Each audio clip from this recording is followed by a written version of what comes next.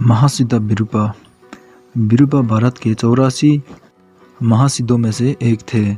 उनका जन्म 6वीं और 7वीं शताब्दी के बीच पूर्वी भारत के वैसा शहर में हुआ था। वो राजा सवर्ण चक्र के पुत्र युवराज थे। एक छोटे बच्चे के रूप में विरूपा उत्तरी बंगाल में सोमपुरा के प्रसिद्ध मठ में प्रवेश किया, जहां उन्होंने नवशिक्षा दीक्षा प्राप्त की। उन्होंने सभी 5 प्रमुख विज्ञानों में महारत हासिल की और बौद्ध और गैर बौद्ध दोनों सिद्धांतों के एक महान विद्वान बन गए।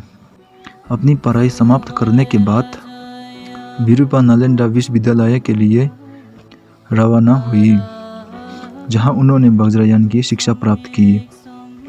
विशेष रूप से उन्होंने स्वयं को चक्रसवार के अभ्यास के लिए समर्पित कर दिया। विरूपा नालंदा के प्रसिद्ध विद्वान बन गए।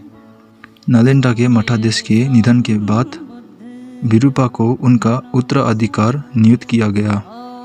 उसी समय विरूपा ने साल दर साल लगन से चक्रसवार का अपना अभ्यास जारी रखा। 70 वर्ष की आयु में इतने वर्षों की निष्ठापूर्ण साधना के बावजूद प्राप्ति के कोई सकारात्मक लक्षण नहीं हुई। निराश होकर विरूपा ने अपनी माला शौचालय में फेंक दी और अपने ही हरकतों से बाज आ गया। उसी रात देवी नायरत उनके सपने में प्रकट हुई।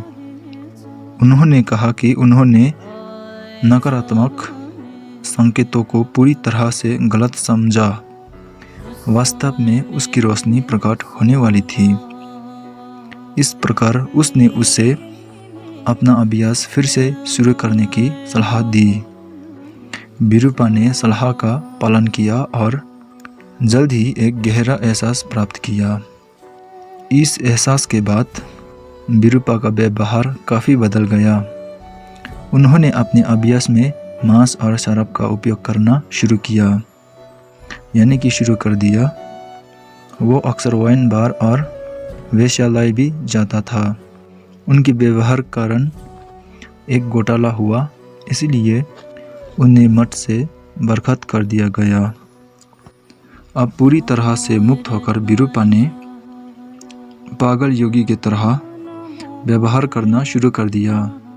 उसके नंगेपन की वजह से उसके पूरे शरीर का रंग बदल गया और लोग उससे डरने लगे।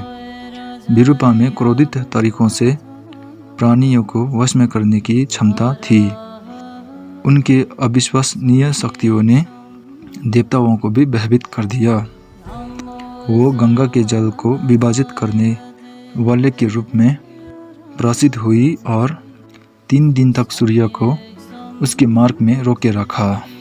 विरूपा एक शिक्षक के रूप में भी काफ़ी सक्रिय थी।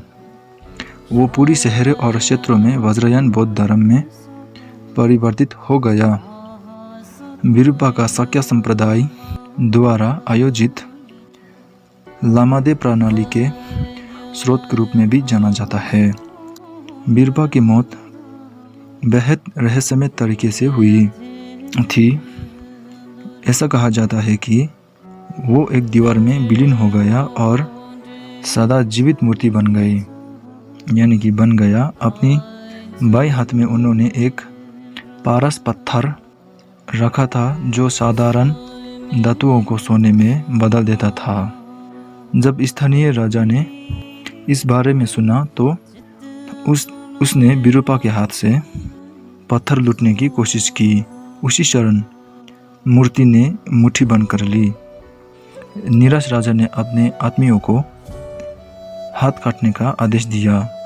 जिन लोगों ने ऐसा करने का प्रयास किया उन्होंने खून की उल्टी की और तुरंत ही उनकी मृत्यु हो गई। इस घटना के बाद सामान्य लोगों ने मूर्ति को सोने में प्रतिष्ठित किया, जो उन्होंने उंगलियों के माध्यम से तारों को धकेल कर प्राप्त किया था। विरूपा की मूर्ति आज भी आशीर्वाद का स्रोत बनी हुई है। और यह था एक सच्ची भारत की महासिद्ध विरूपा की कहानी। आप लोगों को ये वीडियो पसंद आए तो सब्सक्राइब ज़रूर कर देना।